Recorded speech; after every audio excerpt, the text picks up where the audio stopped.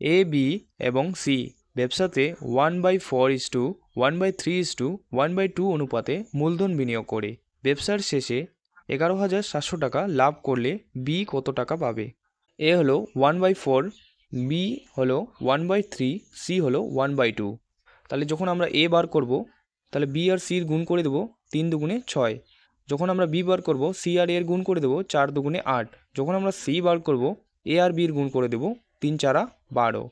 আমরা যদি প্রত্যেককে 2 দিয়ে কাটি তাহলে 3 দুগুণে 6, 4 দুগুণে 8 আর 6 দুগুণে 12।